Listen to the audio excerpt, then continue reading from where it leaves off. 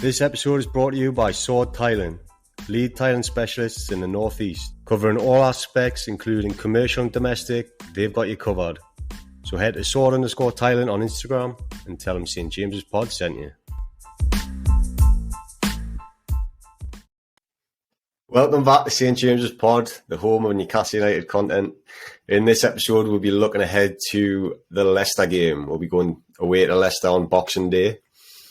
And I'm joined tonight by two of the co-hosts, Alex and Tom. How are you two doing? You looking up for it, Alex? Ready for Christmas, ready for Boxing Day. To be honest, I'm just ready for the Premier League being back. Yeah, it's so good. We had a bit of a taster, from the Carabao Cup game. Obviously, we had Premier League opposition, but yeah, the real thing's going to be back. Shame it's a away game, but never mind. So yeah, like we're saying, it's the first game back after the break. How are you feeling the break has done for Newcastle United? Because obviously we try to do this warm weather training camp. They were billing it as like a mini pre-season. We've had friendlies and then we've had a cup game. All in all, from what you've seen, how do you think we've done in the break? Seems pretty good, to be honest. We've had positive results in the friendlies. We haven't had any new injuries. And despite Isak's coming back a bit slower than we expected before the World Cup, we've had players like Shelby and Maximan coming back into play minutes in these friendlies and, fighting fully fit for the Premier League again. Yeah, would you echo that, Tom? What about more on like a mental side as well? Do you think that camp might have done the team bonding a favour like it did last season? I think so. Yeah, I think we're even from a off-field perspective with the whole building bridges and new relationships with like Saudi and all of that sort of stuff. I think it's obviously becoming more of it could become a bit of a tradition or a theme that we'll see for season upon season that we do head out there.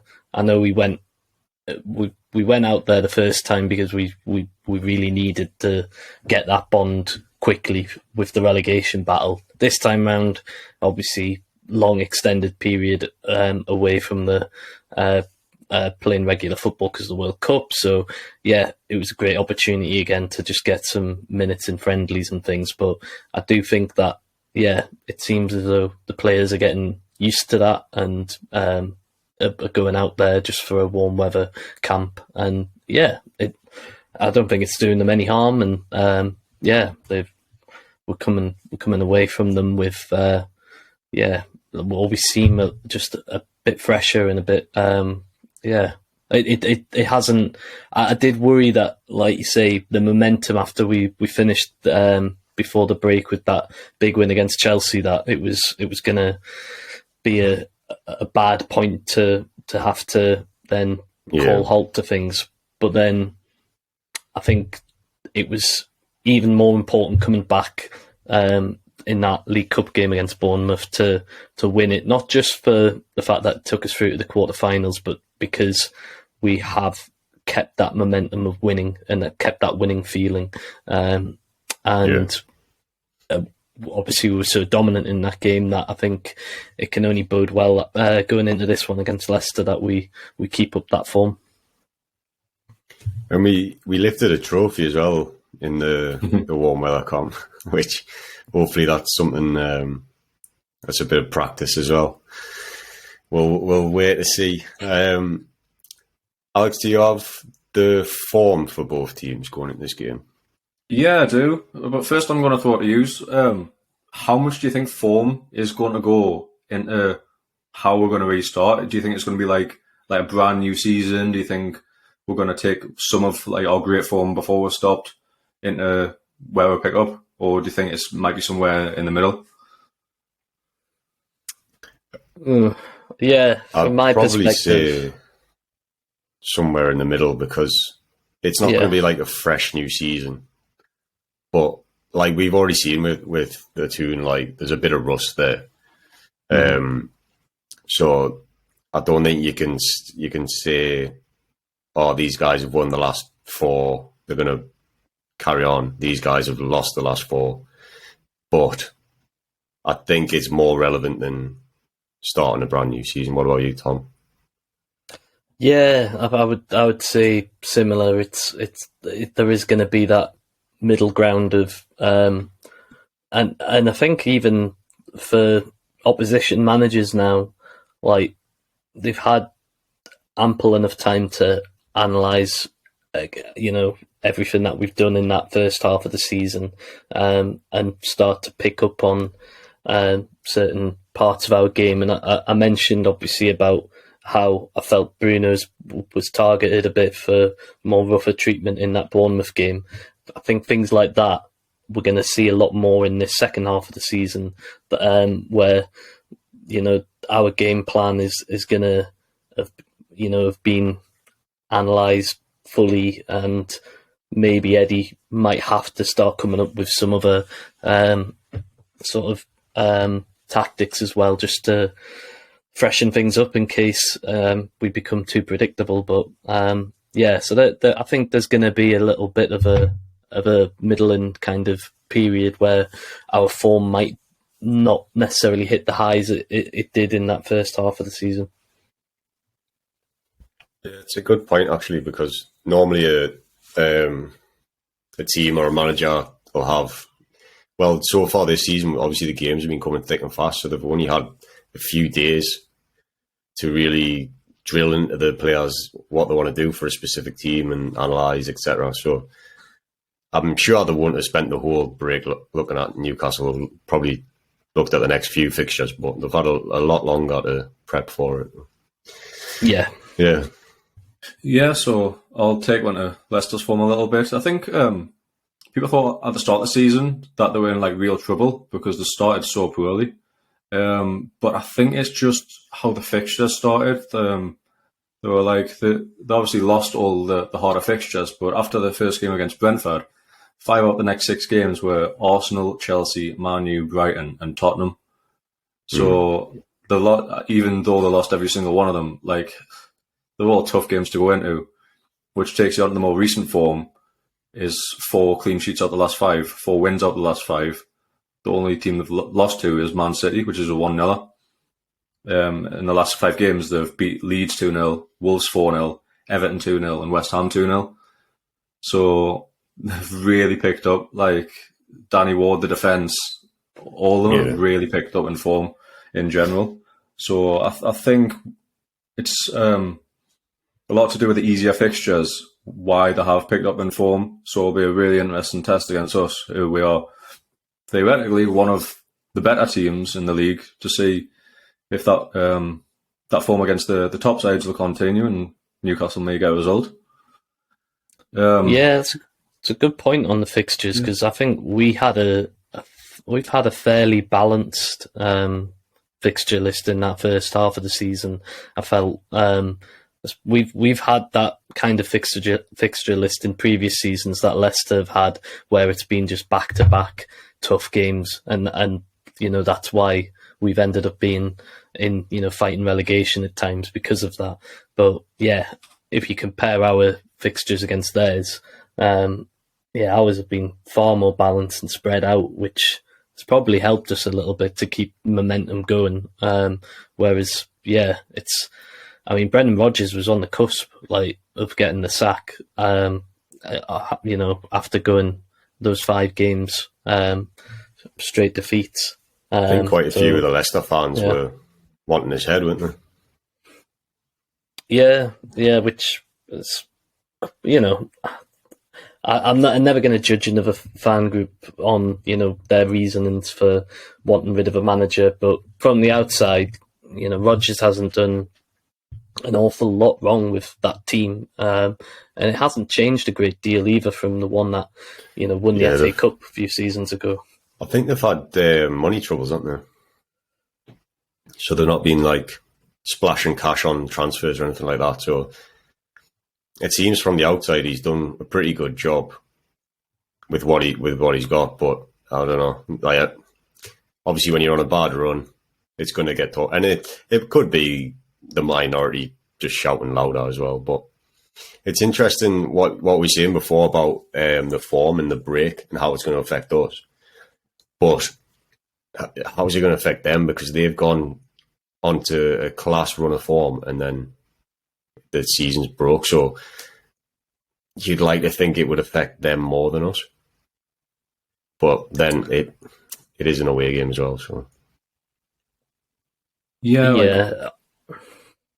Go on, Tom. No, I was going to say, obviously, they've come back in their League Cup game as well, or albeit against a League One side, they scored 3 goals and looked pretty comfortable in that one. So, potentially that's a barometer for them to say, right, okay, we're going to carry this winning feeling on from the league form before the World Cup. That's the thing, yeah. Like, their fans will have been obviously rejuvenated a bit with the recent form before the World Cup. So going into a tie against the Toon on Boxing Day, like, you'd think it's going to be absolutely rocking. Like, it should be a good atmosphere. Like, both teams should be up for it. So yeah, I'm definitely not expecting a walk in the park by any stretch. I'm expecting a tough game. I think with the way that we've played this season, I think we can definitely take the game to them and play our normal game and hopefully get a result. Like, our recent form hasn't been great as well. Like, they've been up and down over the last couple of years. We obviously had that Bruno last minute flying header last season to get the win at St James's. But then at their place, we got tanked 4-0 just before Christmas. So, and we've had a few heavy defeats over the past couple of years. We had like a 3-0 and a 5-0 as well. It's been like a little bit of a bogey team, and then from out of nowhere, we'll pick up a result. So it'd be strange to go into this one as potentially, I think we'd probably go on with Bookie's favourites going into the game. Yeah. So it'd be an interesting matchup, yeah. In terms of head-to-heads overall, played them 26 times. Leicester's won 11, we've won 10, and there's been 5 draws. So pretty even on that, to be honest. But you'd say Leicester's obviously been the better team in recent time based on league position and everything like that. So, yeah, it's going to be a good one this season, I think. And currently, we're sat on 30 points in 3rd position, and they're on 17 points in 13th position. Well, as we say, like, they've obviously played a lot of tough teams so far. So, I was just going to mention on Eddie Howe's record as a manager against Leicester that he's won 4 against them, drawn 6, lost 8 in his spells across Bournemouth and the Toon. So, bit of a mixed bag as well. He's definitely not got as strong a record against them down the years, but just thought that was an interesting one to look into as well. What Sam said was, over the past sort of probably 5 years at least, they've been a much superior team to Newcastle and Bournemouth though. So whether it's in the Premier League or the Championship, I think Leicester have been much the better team. So it's hard to judge like the teams against like the managers, if you know what I mean. Like Howe's record, and to be fair, even Howe's record at Newcastle last season compared to this, like, we're totally different gravy now this season. Like, I think comparing historical results of Newcastle, where we've been for the past however many years, I don't think it'll be a great barometer of future results from now on, seeing as where we're going. Trending upwards all the time. A lot quicker than expected as well. Yeah. In terms of Leicester, some stats on Leicester this season. They've won 5, drawn 2, lost 8. Scored 25, conceded 25. Obviously, goal difference is 0 compared to our plus 18. They've got expected goals 17.6 and goals against 22.2. And their top scorer is James Maddison with 7. And that brings us on to a couple of things, both about James Maddison. One being he wasn't in the squad for the Carabao Cup game. The last I seen, he was in Dubai. So is he actually back training with Leicester? Does anyone know? I haven't seen it, but I'd assume by now they'd have had him back. He might have just been given a bit of extended leave because he was with England, obviously. But it'd be interesting because the other point is that we're heavily linked with signing him. And if he doesn't play in the game against us, that's quite a big sign that he wants to come play for us.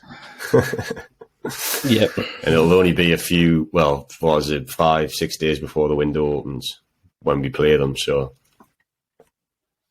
what's your take on the Maddison transfer rumours?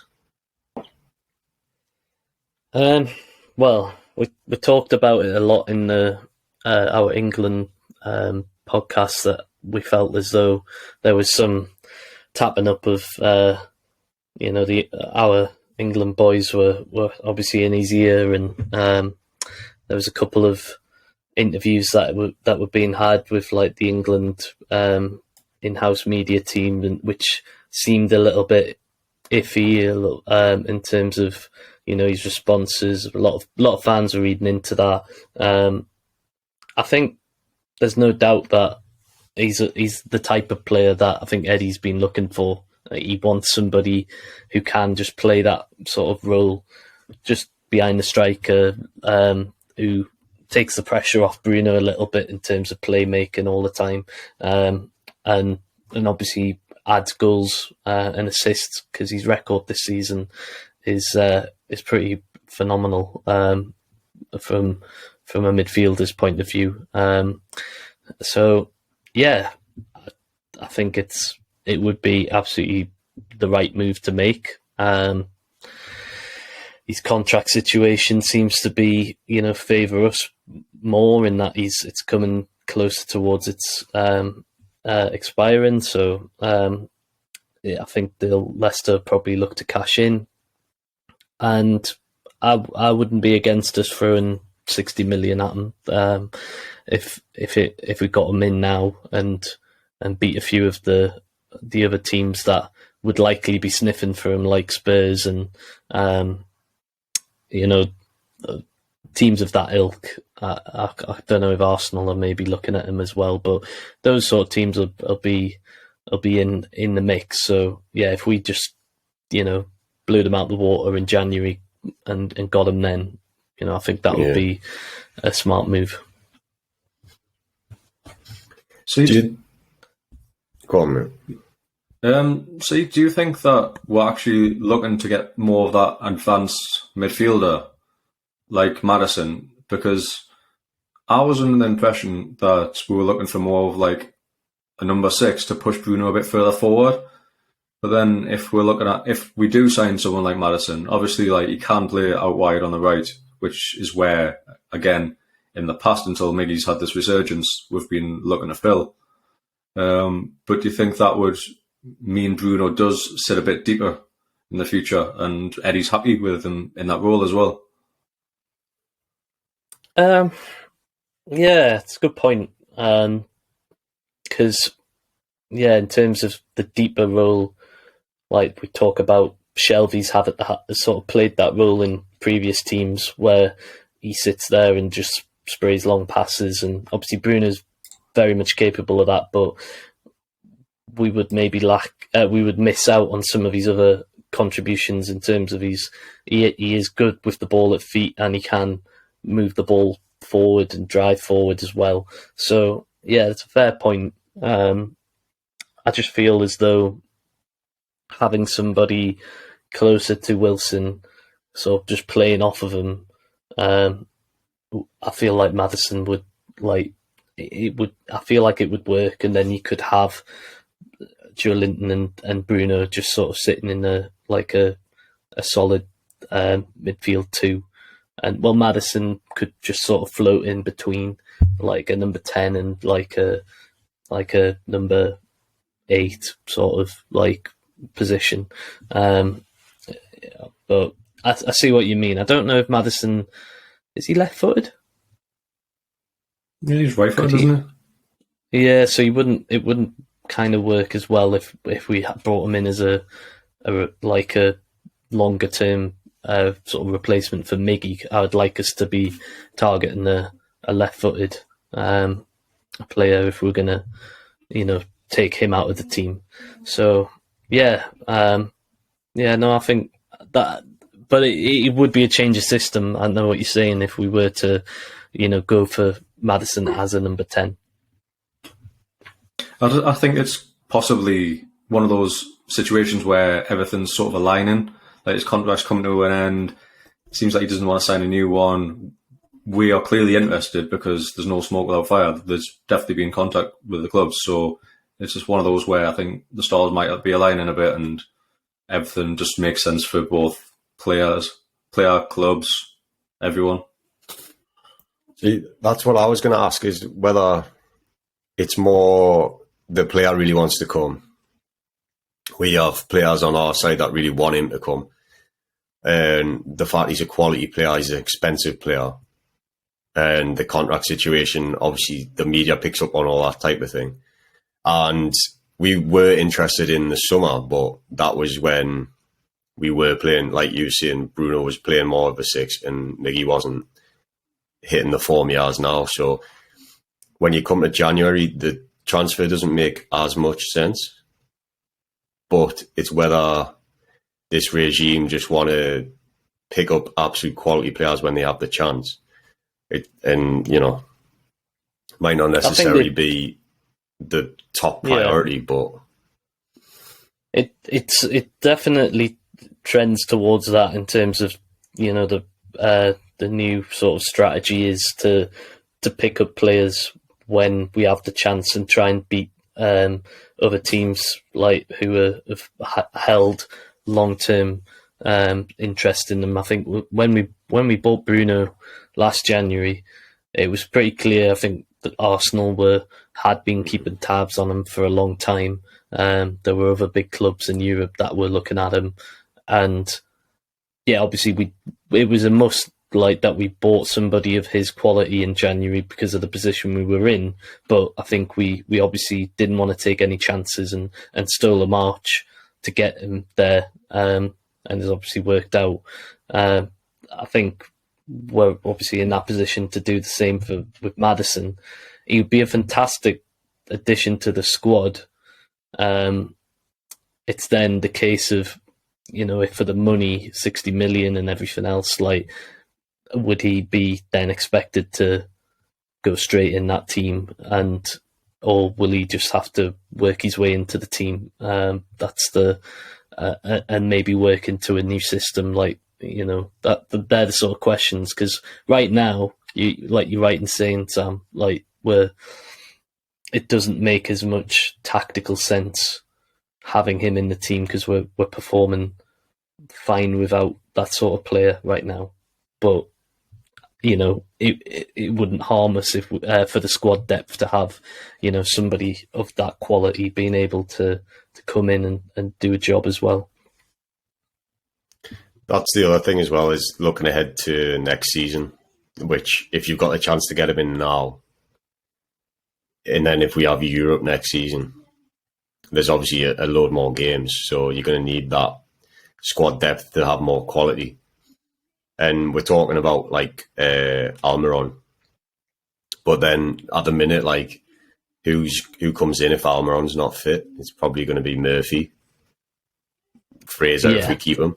So then to have like somebody like James Maddison, like obviously you're saying that he'd probably be a starter, but you could rotate him around positionally, and also I think Eddie Howe's already proved that he doesn't really care about the price tag. He's not just going to put you in there. He did it with Bruno, did it with Botman, and I don't think he'll do it with Isak, even though he had to, like his hand was forced when he first came. I think when Isak comes back from injury, he's not just going to automatically start because Wilson's were number 9. So true. It's an interesting one, but I'm not quite as sold on it as in, like, I don't think it's going to definitely happen as some Newcastle United fans are. Like, some people think it's already a done deal, but it's definitely not a done deal. Yeah, no, I don't think it's a done deal, but it's. I think they need to talk money, don't they, as well? Like, they obviously want a lot of money, and the price is out of it in the summer. So, but the longer it continues, like that, he's not going to sign a new contract, then the value will start to decrease. And back to the point you alluded to though about squad depth. I think obviously we've got a very good starting 11 now. But in terms of a second 11, we see the likes of City and Arsenal nowhere near, the Liverpools and that at this point. But you see how they're able to field, at times as strong a second 11 as the first, give or take. I don't think we've got, maybe one or two players within a second 11 that are of the right quality. So there needs to be more of the likes of the quality of James Maddison, for example, coming in to help push the first 11 on and obviously increase the second 11 sort of quality as well for those cup runs that will hopefully be on next season. 100%. Yeah, that's the thing. It's probably more likely than not that we're playing some kind of European football next season, whether it's Europa League, Europa Conference, or if we manage to stay top 4 of the Champions League. We are going to need more players in, without a doubt. As you said, our second 11, you haven't really got that many impactful players that could come in and really do a job against decent teams. So, yeah, I think that depth does need to be worked on. And then you've got to think, if we're going to pay 60 million on Maddison, could that money be spent better elsewhere? But to be honest, we've got the best people in all the jobs in the backroom staff. I'll trust that they know what they're doing. If they're willing to pay that amount of money for Maddison, they know what they're doing. That's the best deal they possibly get. So, yeah, full faith in the board, in Ashworth, and ultimately in Eddie Howe and his judgment of players. Be a huge statement as well. Oh, massive. Because he's such a well-known player in the Premier League, and he's probably wanted by quite a few clubs, as we say, and the price tag. That would just be huge. Can you imagine? I'll be absolutely buzzing if we get him, but... It'd be much bigger than Isaac, even though you would cost less. Yeah. Well, it's another England international, and we're starting to look back to the teams of old where, we used to send 4 or 5 England internationals on, when those came around. Well, if Maddison comes in, just adds another quality international player, and we just start to look more and more like the real deal. We'll move on to the starting lineup then for the Leicester game. I don't know if this will be a very easy one because he fielded such a strong team in the cup. Do you think is that his starting 11 for the league? I think so. I don't think Maxi is going to come in and start the game. I think he'll likely stick with Joe out there on the left, and defensively wise, that's the same back four and goalkeeper that we've had throughout the season. Midfield wise, Longstaff's played his way into that team and looks, like it's going to be hard to for him to lose his place right now. So yeah, I honestly can't see any changes from the Bournemouth game into this Leicester game, unless obviously there's any injuries in the meantime. Yeah, like we've got a few days, haven't we, before the fixture, so there could be injuries, but other than that, I'd tend to agree, Alex. Do you think there's any players? Yeah, I think Maxey's probably the only one really pushing, but like Tom says, I don't see it. Especially, we talked about Willock's form before the World Cup on the Bournemouth review, and he was in fine form. He was really playing his way into the team. So I don't think one game against Bournemouth where he wasn't terrible by any stretch is enough to dislodge him out of the team. I'd be shocked if it would change anyone in that lineup, to be honest. Yeah, I think as well, Willock started every game before the break, if I'm not wrong. Maybe only Premier League, but Eddie Howe seems to really like him. So, yeah, I can't see him getting dropped for Maxey. And that's a really strong team. And as we said, they were a little bit rusty in the cup game, but hopefully they've knocked that off. And another week with the full squad, like Eddie working with the full squad, I think we've got a good chance of taking all 3 points in this, which leads us on to predictions. So it's a tough one. So I don't know if either of you have got a firm score prediction in your head. Well, kind of alluding to some of the stats you were throwing out about Leicester, and that they do concede, or have conceded quite a lot of goals, and we have been pretty good with scoring as well. I still think we may end up conceding. So I'm gonna stick my neck out there, and I'm gonna say 3-1 the Toon. 3-1. I think we'll get a win, but it might be a bit of a tight one for most parts, and then might need a late flurry of goals. But I'm going to say 3-1. I see. I was thinking along your lines that both teams haven't conceded many in the last few games. Both are keeping it quite tight, but still, for some reason, I'm still thinking it's going to be 2-1 or something like that. I think at their place, Boxing Day, they'll be up for it. They've got a lot. I think most of their squad's fresh. I think it might just be Castagna maybe, who's not quite back up to full fitness, and you've got James Justin out, but a few long-term ones like him and Evans and a few. But I think in general, all their attacking players are fit. So I think 2-1. I'm going to go for 2-1 Toon. 2-1. I'm gonna stick my neck out and say we're getting a clean sheet, so I'm going 2-0. And you got to remember, we've basically got the best defence in the league, so come on, start back with 3 points. The march is on. It's just the only thing is the Vardy thing, and Vardy's he has this knack of scoring against the Toon. That if he's going to be starting, which he did do against MK Dons, I'm not sure if they might bring Daka in for the Premier League. But yeah, Vardy, that's my only concern, which is why I think Ben Bottom will put him in his pocket, man. Hopefully he does.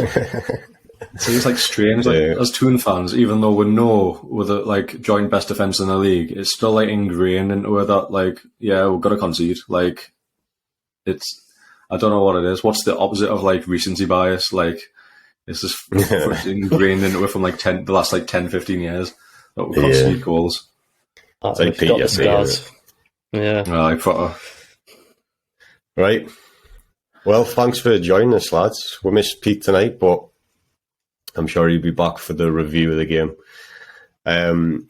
Is this one on TV over there? It's on Prime, yeah. Yeah, it is, isn't it? So awesome. Yeah, all the Boxing Day, 27th, 28th fixtures are all on Prime Eye. It's good coverage on Prime as well, isn't it? They do good. Oh, it's fantastic. It's really good. You can flick. We'll have Ali McCoist on. Yeah. That would be the icing on the cake, as long as you don't have to listen to Lee Dixon at the same time. Oh no, don't even ever pair them up again. Like Ali McCoist with Clive Tildesley, that would be just god tier kind of if they're covering the game. Well, guys, if you're still listening this deep in, please consider following the podcast, subscribe, and hit the notification bell. If you're watching on YouTube, drop us a like, a review, a comment, and join us for the review. And hopefully we have 3 points. All right, we'll see you then. Ta-ra. Come on, you Magpies. I wanna hear you go.